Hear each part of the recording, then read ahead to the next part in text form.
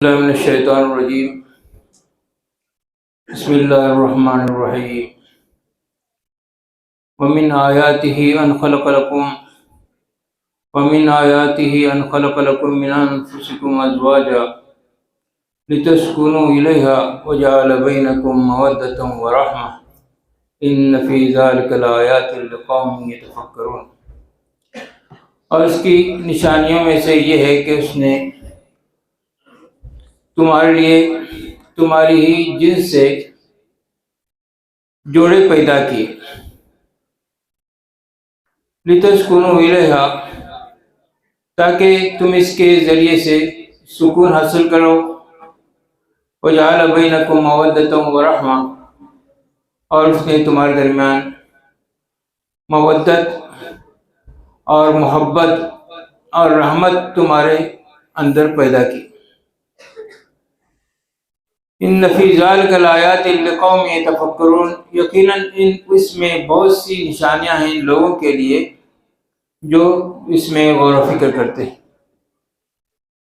محترم حضرات،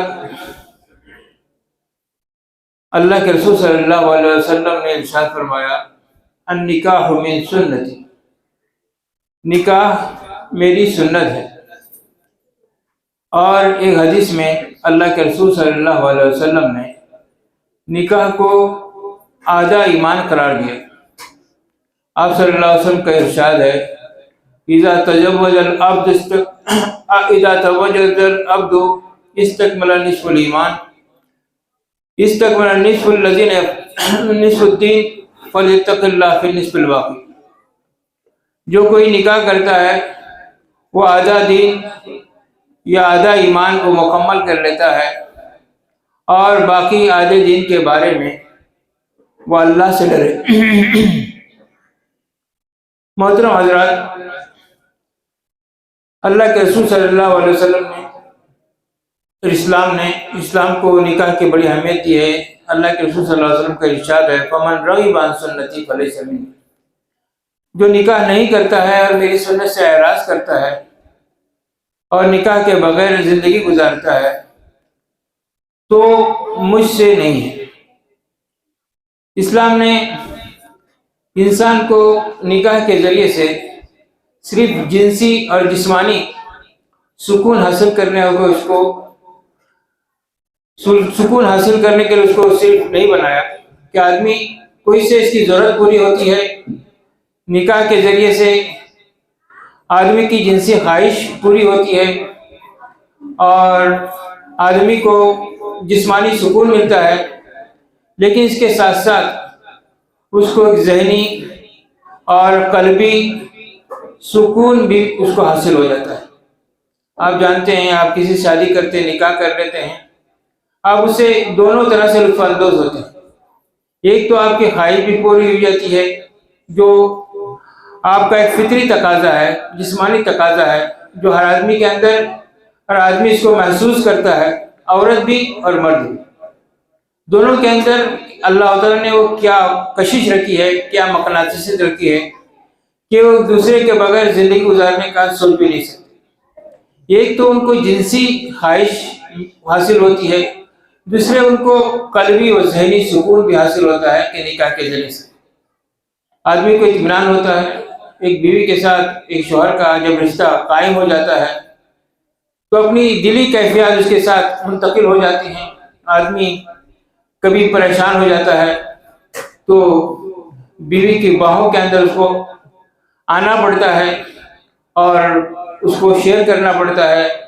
تو اللہ تعالیٰ نے ایک ایسا نظام بنایا ہے کہ آدمی، عورت اور مرد دونوں الگ الگ نہیں رہ سکتے، دونوں کو ایک دوسرے کی ضرورت ہے، اور مرد اور عورت سے ایک خاندان وجود میں آ جاتا ہے۔ اللہ نے ایک خاندان کے وجود میں آنے کا اس کو ذریعہ بنایا، آدمی کی اولاد ہو جاتی ہے، اس کا گھر آباد ہو جاتا ہے، خاندان وجود میں آ جاتا ہے، اور ایسے مختلف خاندانوں سے ایک معاشرہ وجود میں آ جاتا ہے۔ تو نکاح کوئی مشکل کام نہیں، ہم نے اس کو مشکل کر دیا ہے۔ نکاح ایک آسان کام ہے، اور یہ کوئی مشکل کام نہیں ہے۔ تو محترم حضرات، نکاح کے بغیر ظاہر بات ہے کہ آدمی کی زندگی ادھوری رہ جاتی ہے۔ آدمی اکیلا زندگی گزارتا ہے، نکاح کے بغیر وہ اکیلا رہتا ہے، چاہے اس کے پاس کتنا ہی مال و دولت ہو، مگر اس کو چین نہیں ملتا، اس کو سکون نہیں ملتا جب اس کے ساتھ اس کی شریک حیات نہ ہو۔ جب یہ دونوں چیزیں آدمی کو حاصل ہو جاتی ہیں تو آدمی کو ایک قلبی سکون حاصل ہو جاتا ہے۔ اللہ تعالیٰ نے جب حضرت آدم علیہ السلام کو پیدا کیا تو صرف حضرت آدم علیہ السلام کو نہیں پیدا کیا، بلکہ آدم علیہ السلام کے ساتھ اللہ تعالیٰ نے اس کا جوڑا حضرت حوا علیہ السلام کو بھی پیدا کیا، اور جنت میں ان کی شادی کر دی اور دونوں ساتھ رہے۔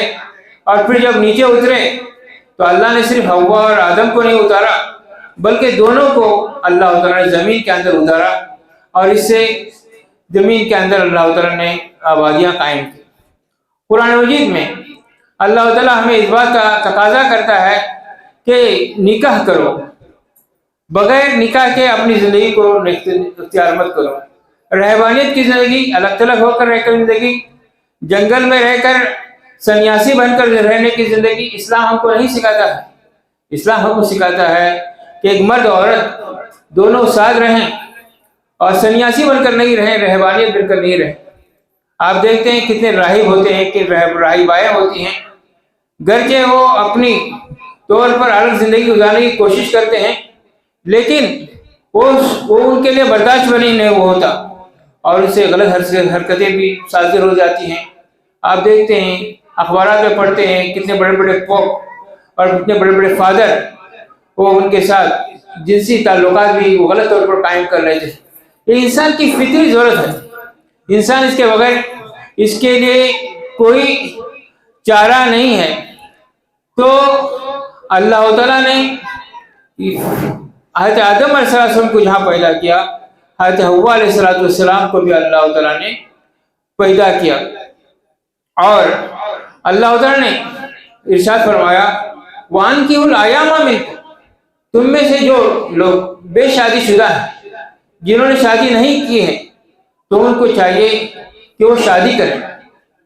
وَأَنكِحُوا الْأَيَامَ مِنكُمْ، تو اسلام ہم کو اس بات کا تقاضا کرتا ہے کہ رسول اللہ صلی اللہ علیہ وسلم نے خاص طور پر اس بات کو زور دیا کہ تم نکاح کرو، اور اللہ کے رسول صلی اللہ علیہ وسلم کے بارے میں آپ جانتے ہیں آپ نے 9 شادیاں کی، گرچہ اللہ کے رسول صلی اللہ علیہ وسلم کے لیے مستثنا ہے اور اس کی بڑی حکمتیں بھی ہیں، مگر اللہ کے رسول صلی اللہ علیہ وسلم نے تجرد کی اور الگ تھلگ رہنے کی زندگی نہیں گزاری، بلکہ اللہ کے رسول صلی اللہ علیہ وسلم نے اس بات کا حکم دیا کہ لوگ اپنی زندگی کو شادیوں کے ذریعے سے اپنی زندگی اپنی خواہشات کو پورا کریں۔ حضرت عثمان بن مظعون رضی اللہ عنہ کی بیوی خولہ بنت حکیم کے بارے میں جب یہ بات اللہ کے رسول صلی اللہ علیہ وسلم کے بارے میں پہنچی کہ عثمان بن مظعون اپنی بیوی سے جسمانی تعلقات نہیں رکھ رہے ہیں اور عبادت کے اندر مشغول ہیں، روزے رکھتے ہیں اور تجرد کی زندگی گزار رہے ہیں، راتوں کو اٹھ کر بڑی دیر دیر تک اور پوری رات نمازیں پڑھتے ہیں، تو اللہ کے رسول صلی اللہ علیہ وسلم نے عثمان کو بلا بھیجا۔ آپ صلی اللہ علیہ وسلم نے عثمان سے کہا کہ کیا عثمان تم نے میرے طریقے کو چھوڑ دیا ہے؟ عثمان نے کہا اے اللہ کے نبی صلی اللہ علیہ وسلم، اللہ گواہ ہے میں آپ کے طریقے کی تلاش میں ہی رہتا ہوں۔ اللہ کے رسول صلی اللہ علیہ وسلم فرمایا عثمان میں سوتا ہوں، رات کے حصے میں میں سوتا بھی ہوں اور پھر اٹھ کر نماز بھی پڑھتا ہوں، اور میں عورتوں سے نکاح بھی کرتا ہوں، اور میں روزے رکھتا بھی ہوں اور روزے چھوڑتا بھی ہوں۔ اے عثمان اللہ سے ڈر، تیری بیوی اور بچوں کا بھی تجھ پر حق ہے، تیرے مہمان کا بھی تجھ پر حق ہے، تیرے جسم کا بھی تجھ پر حق ہے، تو روزے رکھ اور روزے چھوڑ بھی، اور رات کو سو بھی، اور نفل نماز بھی، تہجد کی نماز بھی تو پڑھ۔ تو اللہ کے رسول صلی اللہ علیہ وسلم نے اس بات پر زور دیا کہ نکاح کرنا چاہیے۔ حضرت علی سے روایت ہے کہ اللہ کے رسول صلی اللہ علیہ وسلم نے فرمایا 3 چیزوں میں تاخیر مت کرو۔ ایک چیز کہ تم اگر غیر شادی شدہ ہو، گھر میں کوئی لڑکی ہو، کوئی لڑکا ہو، اور اس کو اگر رشتہ مل جائے تو اس سے اس کا نکاح کر دو۔ تو اسلام نے ہم کو نکاح پر زور دیا ہے، اور الگ تلگ رہ کر زندگی گزارنے سے ہم کو منع کیا گیا ہے۔ یہ سنت کے خلاف ہے، اور جو سنت سے بے رغبتی اختیار کرتا ہے وہ اللہ کے رسول صلی اللہ علیہ وسلم کے رشتے سے اس کا وجود کٹ جاتا ہے۔ تو اللہ کے رسول صلی اللہ علیہ وسلم نے یہ بات ارشاد فرمائی، یا معاشر الشباب، اے نوجوانوں، من استطاع منکم الباءۃ فلیتزوج، تم میں سے جو نکاح کی ذمہ داریوں کو ادا کر سکتا ہو اسے چاہیے کہ شادی کر لے۔ فَإِنَّهُ أَغَضُّ لِلْبَصَرِ، یہ نکاح کی حفاظت کے لیے، یہ نکاح کی حفاظت کا ذریعہ بن جاتی ہے، اور آدمی کے لیے پاک دامنی کا بھی ذریعہ بن جاتی ہے۔ وَأَحْسَنُ الْفَرْجَ فَمَن لَّمْ يَسْتَطِعْ، اگر اس بات کی کوئی استطاعت نہیں رکھتا ہے فَعَلَيْهِ بِالصَّوْمِ، تو اس کو چاہیے کہ روزے رکھے، روزے رکھ کر اپنی خواہش کو توڑے۔ فَإِنَّهُ لَهُ وِجَاءٌ، تو بس یہ اس کے لیے گویا کہ ڈھال ہے۔ تو محترم حضرات، نکاح آپ جانتے ہیں کہ اس سے ایک مرد اور جو عورت ملتے ہیں تو اس سے معاشرہ وجود میں آ جاتا ہے، اور آدمی کی ایک ضرورت ہے، جس طرح غذا، پانی اور لباس آدمی کی ضرورت ہے، اسی طرح نکاح بھی آدمی کی ضرورت ہے۔ تو اللہ کے رسول صلی اللہ علیہ وسلم نے بات پر زور دیا کہ نکاح کرو، ولا تقربوا الزنا، قرآن کہتا ہے کہ زنا کے قریب نہیں جاؤ، انہ کان فاحشۃ وساء سبیلا، کہ وہ بہت برا راستہ ہے اور ایک فحش کام ہے۔ تو قرآن نے ہم کو اس بات کا حکم دیا کہ آدمی کے اندر نکاح ہونا چاہیے، تجرد کی اور الگ زندگی گزارنی نہیں چاہیے۔ آج ہم اس معاشرے میں ہم دیکھتے ہیں کہ کتنے لوگ ہیں جو نوجوان بھی ہیں، اس میں لڑکیاں بھی ہیں اور ہمارے لڑکے بھی ہیں، جن کی عمریں اس عمر کو پہنچ جاتی ہیں، گھر کا ماحول بھی ایسا ہو جاتا ہے کہ نہیں، پہلے لڑکیوں کی شادی ہونی چاہیے، اس کے بعد بھی ہم لڑکوں کی شادی کرنے دیں گے۔ نتیجہ یہ ہوتا ہے لڑکیاں بھی بڑی ہو جاتی ہیں اور لڑکے بھی بڑے ہو جاتے ہیں، اور پھر رشتے پہلے آ جاتے ہیں، پھر بعد میں اور کسی سے شادی کر دی جاتی ہے، اور لڑکا اتنا بڑا ہو جاتا ہے کہ وہ مایوس ہو جاتا ہے، وہ تجرد کی زندگی گزارنے پر مجبور ہو جاتا ہے۔ اس کی خواہشات نفسانی جو ہوتا ہے، اس کے جو جذبات ہوتے ہیں، وہ جذبات کچل جاتے ہیں۔ تو ہم کو والدین پر یہ ذمہ داری ہے کہ جب لڑکا بالغ ہو جائے اس پر یہ ذمہ داری بنتی ہے کہ اس کا فوراً نکاح کر دیا جائے۔ اس کی خواہشات ہر آدمی، لڑکی ہو لڑکا، کوئی یہ نہیں کہتا اپنی زبان سے کہ میری شادی کر دو۔ اس کے احساسات ہوتے ہیں، والدین پر ذمہ داری ہوتی ہے کہ اس کے احساسات کو سمجھے، اس کے جذبات کو بھی سمجھے، اور اس سے شادی کرا دیں۔ تو ہم دیکھتے ہیں کہ بعض عورتوں کو بڑی اعلیٰ تعلیم دی جاتی ہے، 26، 27، 28 سال کی بھی ہو جاتی ہے، وہ پڑھنے میں لگتی تھے اور اس کو مناسب جوڑا نہیں ملتا۔ تو تعلیم کے ساتھ ساتھ تعلیم ضروری ہے، ہم اسے انکار نہیں کر سکتے، لیکن ایسی اس کو تعلیم دی جائے کہ اس کی جوانی ختم ہو جائے، اور پھر بعد میں جوانی ختم ہو جانے کے بعد اس کو رشتہ تلاش۔ کتنی اچھی لکھی پڑھی لڑکیاں اس وقت موجود ہیں جن کو مناسب رشتے نہیں مل رہے، بڑی تعلیم یافتہ لڑکیاں ہیں لیکن کو برابر جوڑے نہیں مل رہے۔ بعض مقامات پر ایسے بھی واقعات ہوئے کہ لڑکی بڑی ایجوکیٹڈ ہے لیکن کوئی رکشہ چلانے والا، کوئی رکشہ ڈرائیور ان کو اس کو رشتہ میسر آ جاتا ہے۔ تو ہم کو اس بات پر توجہ دینی چاہیے، لڑکی جب بالغ ہو جائے، لڑکا جو بالغ ہو جائے تو ہم اس کے لیے کوشش کریں، اور اس کے رشتہ کو قائم کرنے کے لیے ہم کو کوشش کریں۔ اور آج کل ہم دیکھتے ہیں کہ شادی مشکل ہو گئی ہے۔ شادی کا مطلب یہ ہوتا ہے اس کے پاس لاکھوں پیسے روپے جمع ہو، زنا آسان ہو گیا ہے، آدمی جہاں چاہتا ہے زنا کر سکتا ہے، زنا کے بازار کھلے ہوئے ہیں، آپ کو جہاں چاہیں لڑکیاں مل سکتی ہیں، آپ جس لڑکی سے چاہیں اپنا جسمانی رشتہ اور تعلق پیدا کر سکتے ہیں، لیکن یہ کب تک چلے گا؟ رشتے کے اندر جب بیوی آپس میں اگر محبت قائم ہو جائے، محبت قائم ہو جائے، رشتے قائم ہو جائیں تو زندگی سراسر رحمت ہو جاتی ہے، ورنہ سراسر زحمت ہو جاتی ہے۔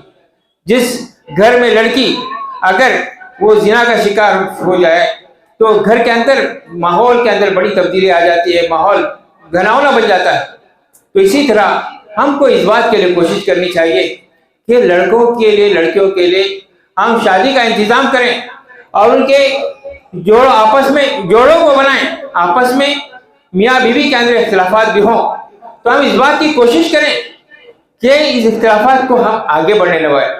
میں ایک بات کہہ کر اپنی بات ختم کرتا ہوں کہ ایک مرتبہ ایک نوجوان، اس کو اپنی شوہر بیوی کے درمیان لڑائی ہو گئی، جھگڑا ہو گیا، اور لڑکا گھر سے باہر نکلا اور بہت پریشان تھا۔ وہ سوچ رہا تھا کہ میں اپنی بیوی کو چھوڑ دوں گا، میں اس کو برداشت نہیں کر سکتا۔ وہ مشورہ لینے کے لیے ایک صاحب کے پاس گیا، وہ ذرا عمر رسیدہ بھی تھے۔ وہ ان کے جب گھر میں پہنچا تو وہاں بھی میاں اور بیوی کے درمیان لڑائیاں ہو رہی تھی، زور زور سے آوازیں آ رہی تھی۔ اس نے دروازہ کھٹکھٹایا، پھر جانے لگا کہ میں جو مسئلہ حل کرنے کے آیا ہوں وہ مسئلہ حل ہونے والا نہیں، کیونکہ وہاں بیوی چیخ رہی تھی اور شوہر خاموش تھا۔ اس نے آدمی نے دروازہ کھولا، دیکھا وہ جا رہا ہے۔ اس سے پوچھا رک جا، کیا بات ہے، کیوں جا رہے ہو؟ نہیں، میں اپنا مسئلہ لے کر آیا تھا، لیکن اب وہ مسئلہ آپ سے حل ہونے والا نہیں۔ کیا مسئلہ؟ نہیں، میری بیوی کے ساتھ میرا جھگڑا ہو گیا ہے اور میں اس کو اب برداشت نہیں کر سکتا، میں اس کو چھوڑنے کے لیے، طلاق دینے کے لیے آپ سے مشورہ لینے کے لیے آیا تھا، لیکن یہی مسئلہ آپ کے گھر میں چل رہا ہے۔ اس بزرگ نے ان کو بٹھایا اور کہا کہ دیکھو، بیوی کی تم قدر کرو، بیوی کی تم قدر کرو۔ وہ صبح اٹھتی ہے، تمہارے لیے ناشتہ تیار کرتی ہے، تمہارے گھر کا ساز و سامان تیار کرتی ہے، ہر چیز سلیقے سے رکھتی ہے، بچوں کی فکر کرتی ہے، اس کا بستہ کہاں، اس کی اسٹاکنگ کی ساکس کہاں، اس کے ساری چیزیں کہاں، وہ ساری سلیقے سے رکھتی ہے، اور گھر میں اگر کوئی چیز کہاں پر رکھنی چاہیے وہ ساری چیزوں کا پورا انتظام کر دیتی ہے۔ اس کے بھی اپنے چیزیں، اگر تم اس کو جواب دو گے تمہاری زندگی ادھوری رہ جائے گی۔ گھر کو سکون حاصل کرنے کے لیے ضروری ہے میاں اور بیوی کے درمیان مفاہمت ہو جائے، کبھی میاں بیوی جھک جائے، کبھی بیوی جھک جائے، اور آپس میں اس طرح تعلقات ہوں گے تو گھر آپ کی جنت نظیر بن جائے گی۔ تو اس کے لیے ہم کوشش کریں کہ ہم گھر کے ماحول کو پرسکون بنائیں، اچھا بنائیں۔ اللہ تعالیٰ سے دعا ہے کہ ہمارے ہر گھر کو جنت بنائے۔